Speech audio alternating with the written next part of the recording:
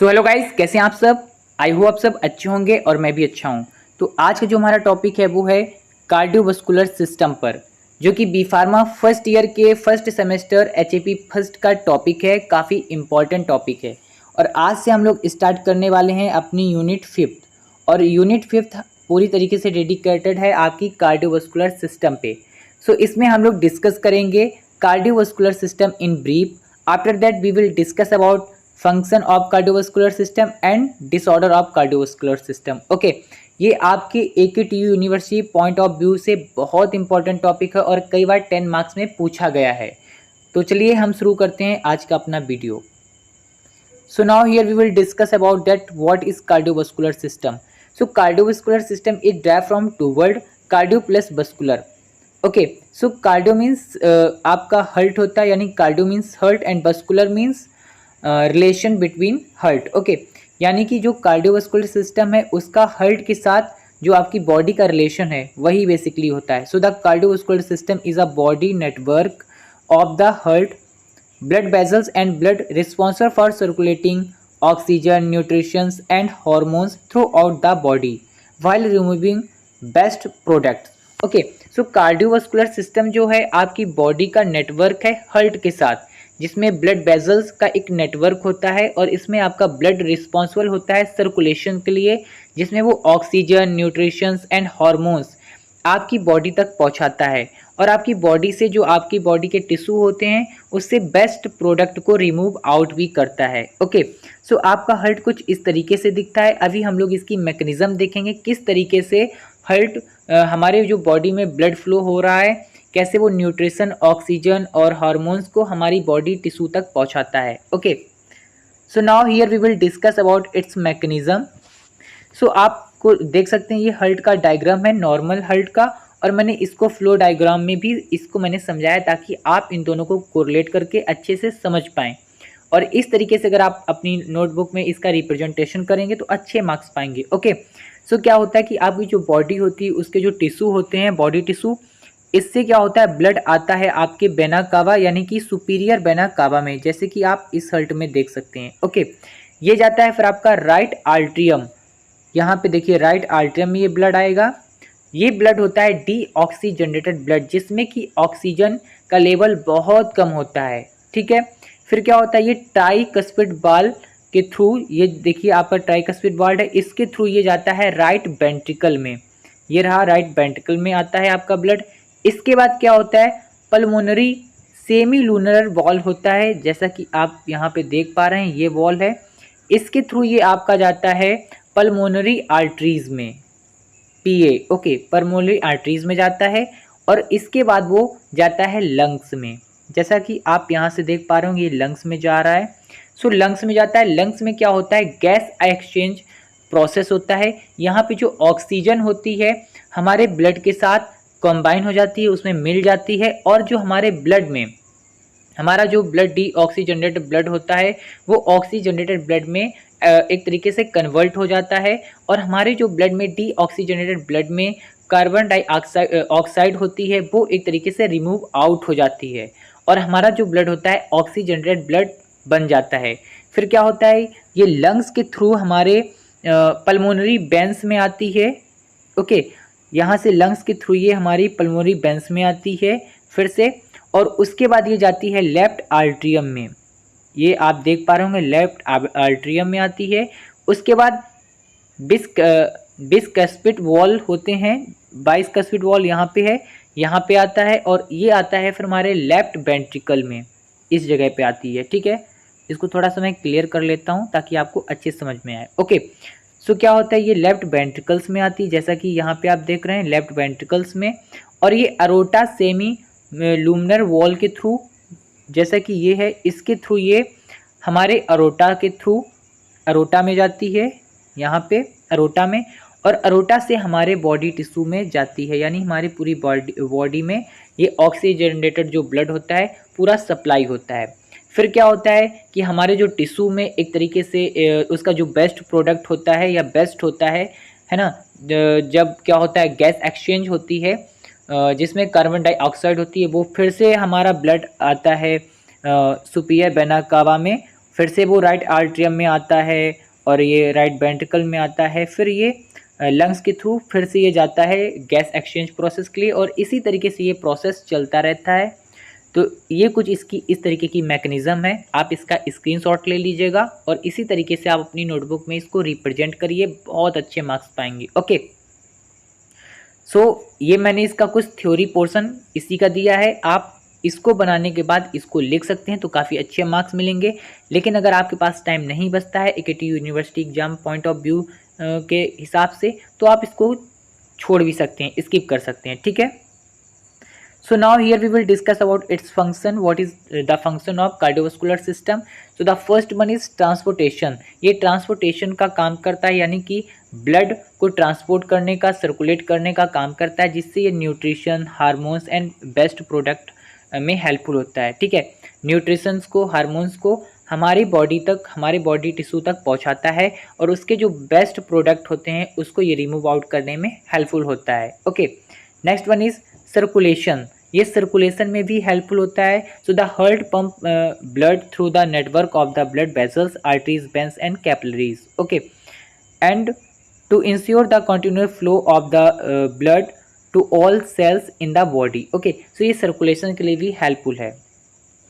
Now the third point is immunity. ये immunity के लिए भी हेल्पफुल है। जैसा कि वाइट सेल्स जो होती हैं, white blood cells and antibodies, ये क्या करता है, उसकी साइड पे जाता है और इन्फेक्शन और इंजरी से हम लोगों को बचाता है, ठीक है। Next one is regulation. Regulation में क्या है, ये रेगुलेट करता है किसको, टेम्परेचर को। So temperature regulation by redistribution blood flow to control heart. Okay, so ये क्या करता है कि आपका जो टेम्परेचर रेगुलेशन करता है रीडिस्ट्रीब्यूटिंग के थ्रू ब्लड फ्लो को, और कंट्रोल करता है आपके हार्ट को। Okay, now here we will discuss about its disorder. So disorder of the cardiovascular system, the first one is hypertension. देखिए, बेसिकली आपको इस तरीके से मैंने पूरी थ्योरी दी है, आप इसको पढ़ के लिख सकते हैं, लेकिन ऐसा नहीं है कि आपको पूरा ही लिखना है। रेड वाले पॉइंट को जो हमने दिया है उसको आपको बिल्कुल नहीं छोड़ना, उसमें एक लाइन आप लिख सकते हैं, ठीक है। सो इसमें जो पहली डिसीज़ है जो आपकी कार्डियोवास्कुलर सिस्टम से हो सकती है वो होती है हाइपरटेंशन। हाइपरटेंशन क्या है, हाई ब्लड प्रेशर, यानी कि 80 प्लस 120 mmHg, ये आपका नॉर्मल ब्लड प्रेशर होता है। ये होता है आपका सिस्टोलिक और ये होता है आपका डायस्टोलिक, ठीक है। सो ये आपका नॉर्मल ब्लड प्रेशर है। जब इस ब्लड प्रेशर के वैल्यू से जब थोड़ा सा ज़्यादा हो जाता है, ठीक है, यानी जो ये आपकी एक तरीके से 80/120 mmHg जो ये इसकी वैल्यू है, इससे जब बढ़ जाता है ब्लड प्रेशर तो वो कहलाता है हाई ब्लड प्रेशर, ठीक है।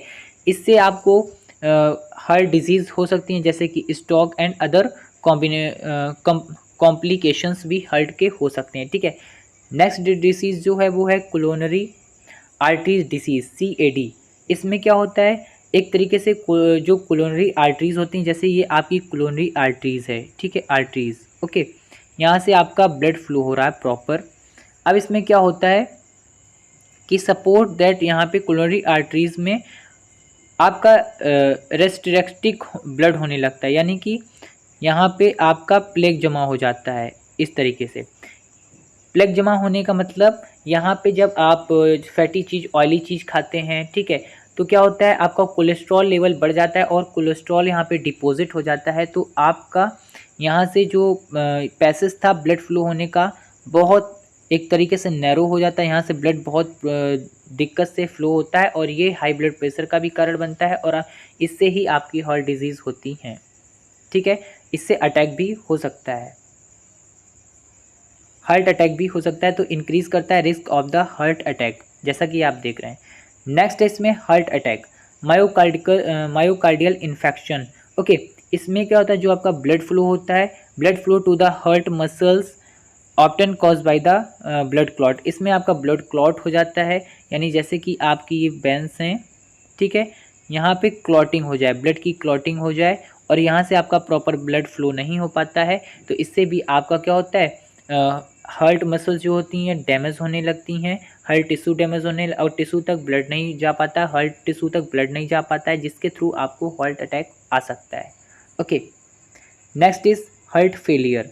हार्ट फेलियर में क्या होता है, in heart failure the heart is unable to pump, यानी जब अनेबल टू पंप यानी पंप, जब ब्लड क्या होता है एक तरीके से पंप नहीं होता है प्रॉपर तरीके से, तो इसमें क्या होता है fatigue, saltness of breathing and fluid retention होने लगता है, जिससे कि आपका हार्ट फेलियर हो सकता है। ठीक है, next peripheral artery disease PAD। Okay, इसमें क्या होता है नैरोइंग ऑफ ब्लड वेसल्स, इसमें आपकी जो ब्लड वेसल्स होती हैं नैरो हो जाती हैं, जिससे क्या होता है outside the heart typically in the legs leading reduce blood flow. इसमें होता है आपके जो एक तरीके से लेग्स होते हैं और ये लीड करते हैं रिड्यूस ब्लड फ्लो को, यानी कहने का मतलब है जो आपकी हार्ट की बेजल्स होती हैं वो भी यहाँ पे नैरो हो जाती हैं, जिससे ब्लड कम फ्लो हो पाता है, और इस ये क्या करती हैं रिड्यूस कर देती हैं ब्लड फ्लो को, और क्या हो जाता है इसमें pain okay and tissue damage होने के चांसेस बढ़ जाते हैं। नेक्स्ट इज अर्थरोस्क्रोसिस, इसमें भी वही है कि आपका प्लेग जमा हो जाता है ना, या फिर कह सकते हैं ये है जैसे ये प्लेग जमा हो जाता है, डिपॉजिट हो जाता है कोलेस्ट्रॉल, इसमें भी वही चीज़ है, सारा उसी तरीके का कि जिसमें ब्लड एक तरीके से आपका कम होने लगता है और कॉज करते हैं कई सारे हार्ट से related disease. Okay, next is cardiopathy, cardiomyopathy में क्या होता है reducing its ability to pump blood. Okay, और ये हार्ट मसल्स में क्या करती हैं वीकनेस को कॉज करती हैं, और ये इससे इस तरीके की डिजीज होती है जो हार्ट मसल्स होती हैं वो वीक हो जाती हैं। ठीक है, नेक्स्ट इज पेरिकार्डिडिसिस, जिसमें क्या होता है आपका इन्फ्लामेशन हो जाता है आपकी पेरिकार्डियल में, ओके मेम्ब्रेन में, पेरिकार्डियल मेम्ब्रेन में आपका इन्फ्लामेशन हो जाता है, और ये surrounding the heart lead to the chest pain and other symptoms को कॉज करती है। Next is deep veins thrombosis DVT। Okay, this is formation of blood clot, ये क्या करता है ब्लड क्लॉट को फॉर्म करता है। ठीक है, and deep veins most commonly in the legs which can lead to the pulmonary embolism and clot travel to the lungs. Okay, फिर क्या होता है देखिए इसमें क्या होता है जो आपका फॉर्मेशन होता है क्लॉट का, ठीक है, क्लॉट का क्या होता है यानी ब्लड की गांठ सी बन जाना, ठीक है, स्टोन सा बन जाना, और ये अब आपके एक तरीके से लेग्स में ज़्यादा कॉमनली बनता है, फिर ये धीरे धीरे से आपके लंग्स में जाता है, और लंग्स से जो ब्लड फ्लो हो रहा होता है वहाँ पे जाके ये उस ब्लड को फ्लो होने में उसकी रुकावट पैदा करता है, जिससे कि आपको कार्डियक अटैक हो सकता है या फिर हार्ट अटैक हो सकता है। ओके, यानी कार्डियोवास्कुलर कई सारी डिजीजेस कॉज हो सकती हैं। ओके, सो ये थे कुछ important points. So thanks for watching this video. अगर आपको ये वीडियो पसंद आए तो प्लीज़ मेरे चैनल को सब्सक्राइब करिए, वीडियो को लाइक करिए, ऐसे वीडियो देखने तक मेरे चैनल तक बने रहिए। Thanks for watching this video. Please support my channel because my channel is new. If you are supporting my channel then we are able to making new and more innovative videos. Okay, thank for watching this video.